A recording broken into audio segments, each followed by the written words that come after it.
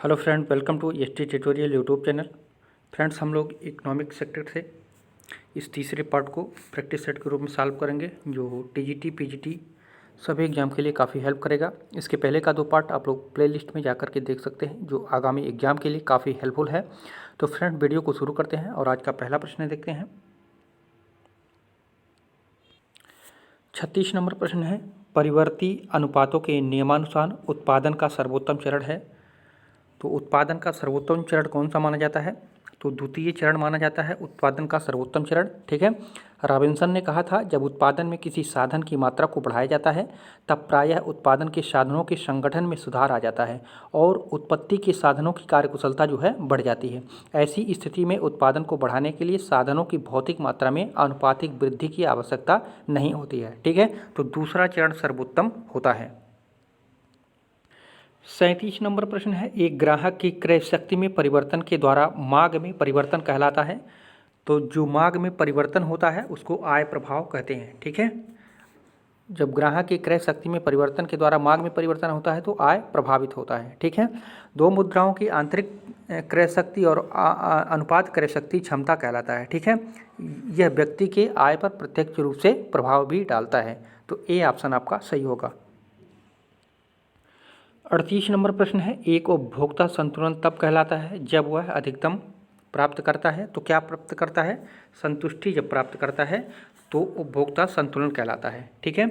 यह 2 प्रकार का होता है। ठीक है। पहला एक वस्तु के लिए, ठीक है, एक वस्तु के संदर्भ में होता है, और दूसरा जो होता है 2 या 2 से अधिक वस्तुओं के संदर्भ में। ठीक है। 2 या 2 से अधिक वस्तुओं के संदर्भ में होता है उपभोक्ता संतुलन। ठीक है। ये भी पूछता है उपभोक्ता संतुलन कितने प्रकार के होते हैं? तो 2 प्रकार के होते हैं। ठीक है। और एक उपभोक्ता संतुलन तब कहा जा सकता है जब वह अधिक संतुष्टि प्राप्त करता है। ठीक है। तो सी ऑप्शन इसमें सही है। और उपभोक्ता संतुलन के 2 पॉइंट हैं, पहला एक वस्तु के संदर्भ में होता है और दूसरा जो है 2 या 2 से अधिक वस्तुओं के संदर्भ में पाया जाता है। 39 नंबर प्रश्न है, भारत द्वारा जनसंख्या संक्रमण का कौन सा चरण अनुभव किया जा रहा है?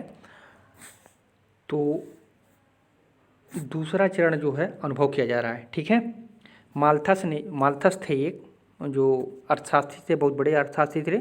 उन्होंने जो है जनसंख्या के विकास के कुल 4 चरण बताए थे। ठीक है। ये भी पूछा है कि माल्थस ने जनसंख्या विकास के कितने चरण बताए हैं? तो 4 चरण बताए हैं।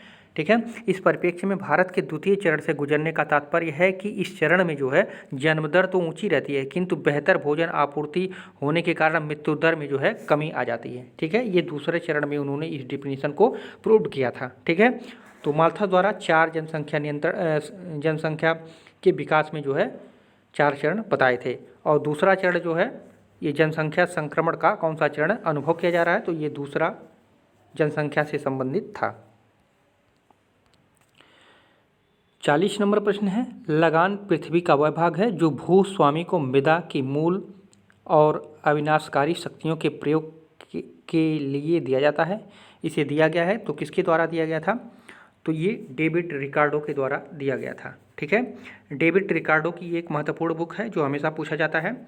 तो उसका नाम है principles of political economic and taxation. ठीक है।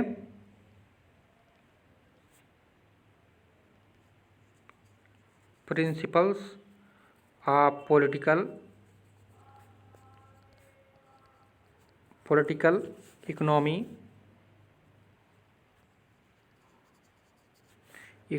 And taxation.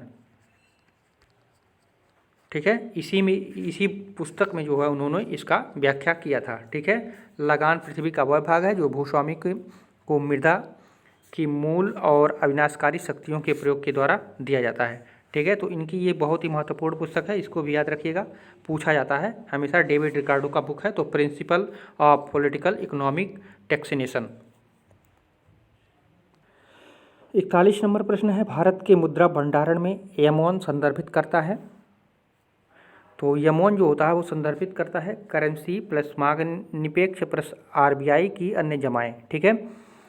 Currency reserve bank द्वारा दूसरी जो कार्यकारी समूह 1977 में गठित किया गया था। ठीक है। जिसमें जो है तरलता के अंश के आधार पर निम्नलिखित जो है 4 माप प्रस्तुत किए थे, M1, M2, M3, ठीक है, और M4, ठीक है। M4 ये 4 जो है माप जो है स्वीकृत किए गए थे। जो M3 है वो व्यापक मुद्रा कहते हैं, परंतु इससे जो है पोस्ट ऑफिस की कोई भी जमा सम्मिलित नहीं है, ठीक है। मौद्रिक नीति के लिए क्रियाशील के लिए जो है सबसे व्यापक और व्यावहारिक आधार पर यह धारणा देती है। यह सबसे महत्वपूर्ण धारणा है। सामान्यतः मुद्रा की पूर्ति के रूप में जो है M3 को लिया जाता है, M3 को लिया जाता है मुद्रा की पूर्ति के लिए। और जो M1 संदर्भित करता है वो करेंसी प्लस मांग से प्लस RBI की अन्य जमाएँ जो होती हैं उससे संबंधित M1 होता है, ठीक है। और इसको चार अंश इसको माना जाता है, M1, M2, M3, M4। ये जो है किसके द्वारा? RBI द्वारा, इसको रिजर्व बैंक द्वारा इसको जो है दिया गया था, जो RBI ने इसको स्वीकार किया था। 42 नंबर प्रश्न है, करों का भुगतान करने की योग्यता के सापेक्ष करारोपण सभी नागरिकों में समान रूप से वितरित होना चाहिए। वह संबंधित है, तो किससे संबंधित होता है? वो समानता के सिद्धांत से संबंधित होता है। तो बी ऑप्शन आपका इसमें सही हो जाएगा। 43 नंबर प्रश्न है, मुद्रा का मान किसके स्तर का व्युत्क्रम है? तो मुद्रा का मान जो होता है वो मूल्य के स्तर के व्युत्क्रम होता है। तो सी ऑप्शन इसमें सही हो जाएगा। इसका फार्मूला होता है M = 1/P, ठीक है। स्तर का मूल्य के स्तर का व्युत्क्रम मुद्रा के मूल्य या मुद्रा के वस्तुओं के सापेक्ष ऐकिक मान को जो है प्रदर्शित करता है, ठीक है। तो इसका फार्मूला भी इसको आप लोग याद रखिएगा। 44 नंबर प्रश्न है, बैंक केवल मुद्रा के प्रबंधन नहीं है बल्कि एक महत्वपूर्ण अर्थ में मुद्रा के निर्माता है। यह कथन किसके द्वारा दिया गया था? तो ये कथन दिया था RS शेयर्स ने, ठीक है। तो ए ऑप्शन इसमें आपका सही हो जाएगा। 45 नंबर प्रश्न है, विदेशी व्यापार में सरकार के हस्तक्षेप की नीति कहलाती है? तो वो स्वतंत्र व्यापार कहलाती है, ठीक है। विदेशी व्यापार में सरकार की जो है हस्तक्षेप नीति बनाई जाती है, जिसमें जो है व्यापारियों को स्वतंत्र व्यापार का अवसर दिया जाता है, ठीक है। उसे स्वतंत्र व्यापार के रूप में जो है देखा जाता है।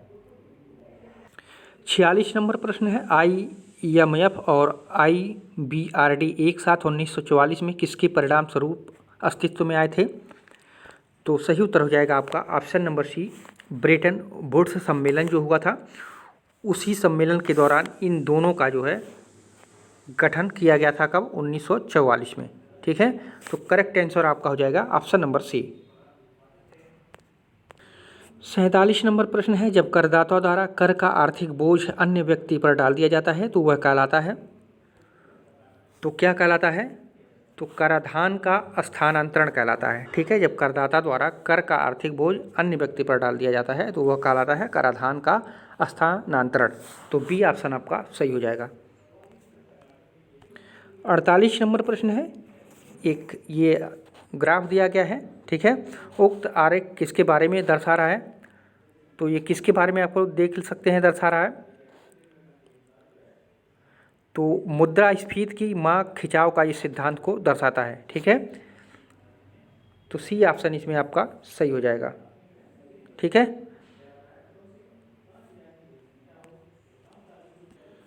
49 नंबर प्रश्न है, तुलनात्मक लागत सिद्धांत का प्रतिपादन किसने किया था? तो जो तुलनात्मक लागत का सिद्धांत दिया था वो डेविड रिकार्डो द्वारा दिया गया था, ठीक है। डेविड रिकार्डो द्वारा दिया गया था, ठीक है। तुलनात्मक लागत का सिद्धांत जो है डेविड रिकार्डो द्वारा दिया गया था। यह सिद्धांत विभिन्न देशों में समान वस्तुओं की उत्पादन लागत में अंतर पर आधारित है, ठीक है। तो बी ऑप्शन आपका इसमें सही हो जाएगा। 50 नंबर प्रश्न है, आपका यहाँ पे खाली जगह है, ठीक है। कुल प्राप्तियों और कुल व्यय के बीच का अंतर क्या कहलाता है? तो यहाँ पे ऑप्शन नंबर ए जब हम पुट करेंगे, बजट घाटा कुल प्राप्तियों और कुल व्यय के बीच का अंतर है, ठीक है। बजट घाटा कुल प्राप्तियों और कुल व्यय के बीच का अंतर है, ठीक है। जब कोई सरकार अपने बजट में आमदनी से अधिक खर्च का प्रावधान करती है तो इसे बजटीय घाटा कहते हैं, ठीक है। घाटे का बजट बनाने का मुख्य उद्देश्य जो है विकास को बढ़ावा देना है, ठीक है। तो ए ऑप्शन इसमें आपका सही हो जाएगा। तो फ्रेंड्स, ये रहे महत्वपूर्ण 15 प्रश्न जो आपके एग्जाम के लिए काफ़ी हेल्प करेंगे। पूरा वीडियो देखने के लिए आप सभी को धन्यवाद।